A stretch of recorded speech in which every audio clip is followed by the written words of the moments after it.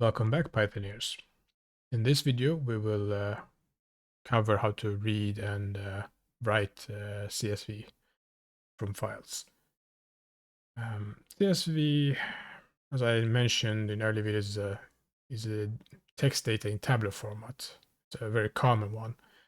And each row is one record. So if we look here, we have the first row, which are headers. And then we have the second one, which is everything that comes after the first is the data. Each row corresponds to a record. So we could have thousands of people here. We could have much more columns. So we have these, each one separated by the comma is a column, and then we have the rows that we're looking for horizontally.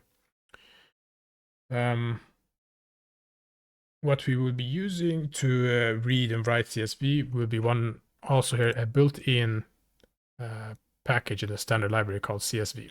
And naturally you would import it at the top, but we're gonna just put them together.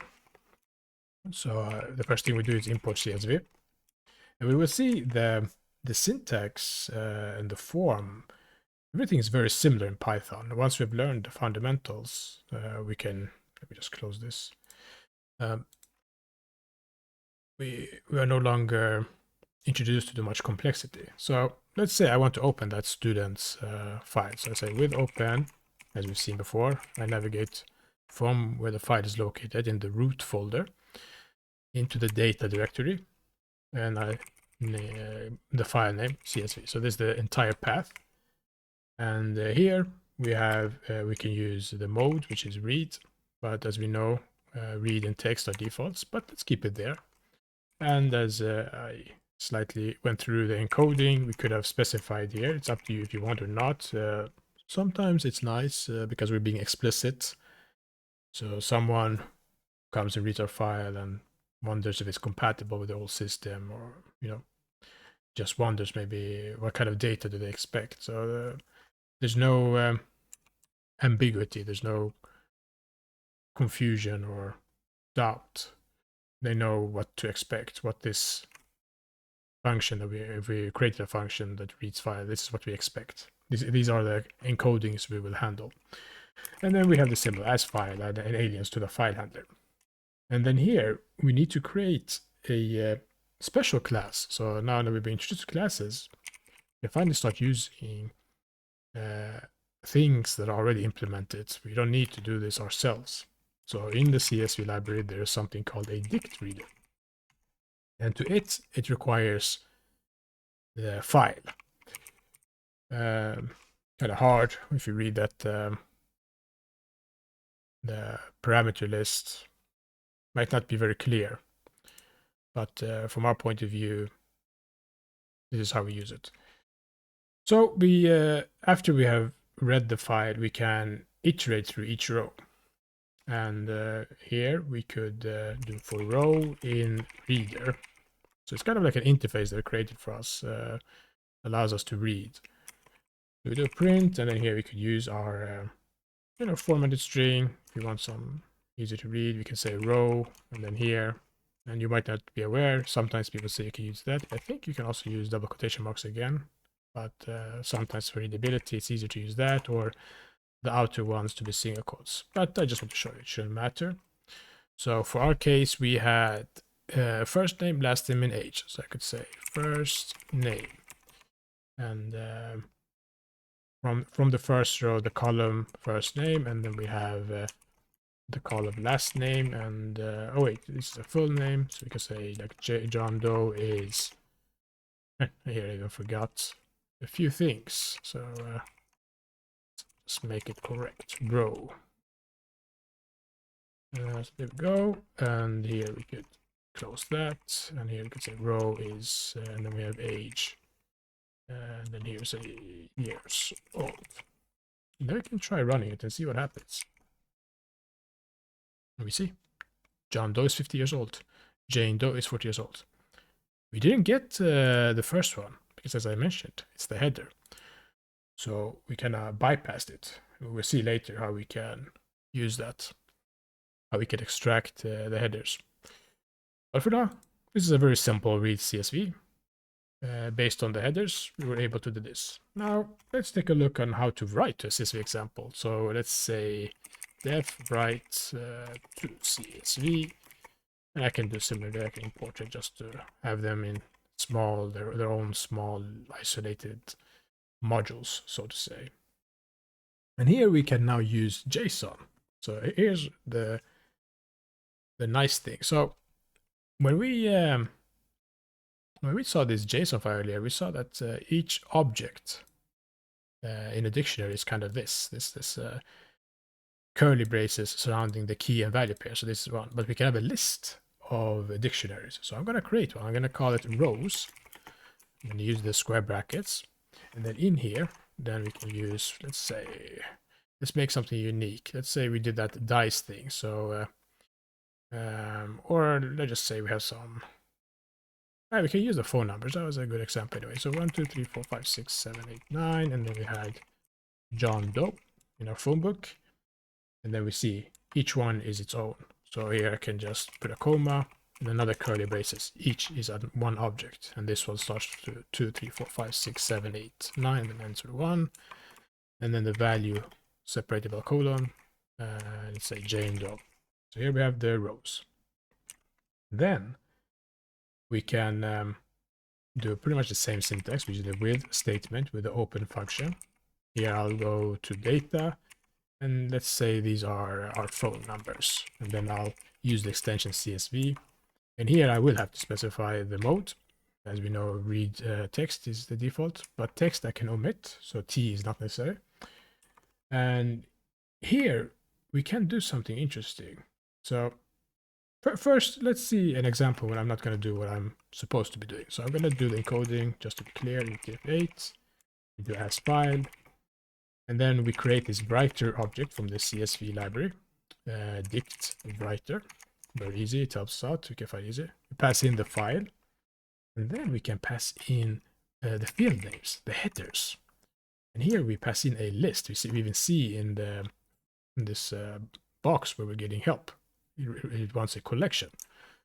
So here I could say, what had we? We had the phone number, and then we can pass in full name. We can name these whatever we want. You don't have to name them underscore. I'm just doing it here for consistency. And here, before we write all the data, we look at the writer. We go to the .notation and look at its interface. Let's see what it has. It has write header, write row, and write rows. So because we want this kind of shape where the headers comes first and then the data, this is how we expect it in CSV files. I'm going to write the header first, and then I'm going to write the rows. Rows? So, and now we're going to see. We might perhaps see something interesting. We need to first pass in what the data, so our rows from up there. So let's see what happens. We create the file. We're going to create a phone number. So let's see. We run it. All right. I have to this is a write to CSV instead, and then we run it. Then we get this error. Dict contains fields not in field name. What did we miss here? So in this with open method, we need to pass in something else. New line. Oops. New line. Still, we get an error. So what's missing? Let's take a look. The wrong error that I expected. So we see we have just created a simple dictionary in each one over here where we have said the phone number. This is it's a unique, but we need the the field names. We don't have the field names 1, 2, 3, 4, 5 as we passed in here. So I did something wrong here. So what we need to do is, let's take this phone number, put it here, separate by colon, the comma, and here full name. So this is what I missed, and then here I can surround this with double quotation marks. I can do the same here, and then colon, and then here comma, full name. We got to get the syntax right, or these kind of situations will happen. But that's okay. So now let's run it and see. First I'll save it, and then I'll run it and see I really needed that extra key in the open function. So let's see how it looks. So I created phone numbers. Look what happened here. When I didn't specify that new line, by default it is a new line. As we remember, it's this character, the new line symbol. We got extra rows here, empty rows, and we don't want this. So let's go back. And after the mode, we can say new line. And here we just want an empty string. So an empty string here, and it's not even going to take a space. So let's run it again and see what happens. Now it's right, so it should overwrite. Then we come back, and now we have it. So this is the expected behavior. This is the kind of format we want. We want the headers, and then we want the values by each column. So that's right. Not very complicated. Could have done this individually, writer and right row. Take a look. We see what it expects. So we could have passed in. So we could have done this, let's say like this. For row in rows. So because it's a list, we'll see these square brackets. And then I could access each element independently and say write rows. So each row will be a dictionary. As you see, if I put my mouse over, we see dict, and it's of a string key and string value type. And here we could have done writer write row as it expects. It expects a mapping, which is just another word for a dictionary. And here, let me comment this out. Let me delete this just in case you don't believe me. Delete that, save, run. Same. The only difference here is we didn't get any last line there. So let's do it again. And delete. And this one we comment, and then this one we will comment. Then we can say here, approach 1. No empty line at the end. And here we can say approach 2. Empty line at the end. And then we can run. And then we open phone numbers. So that's the difference. That's the only difference. And most editors will be able to handle this. There's no problem. We have this extra line. It's up to you which one you want. You might not want that. So yeah, that's pretty much writing. CSV is very important, and the structures, especially how it's structured and sorted, will help us when we learn about Panda later. Some things we often forget, as you saw, if we don't get the key names correct, if you look at the structure here. So these have to match. Phone number, full name. Yeah. And then there are problems with if you had missing data. Otherwise, it's pretty simple. And yeah, that's all for CSV. That's simple, really.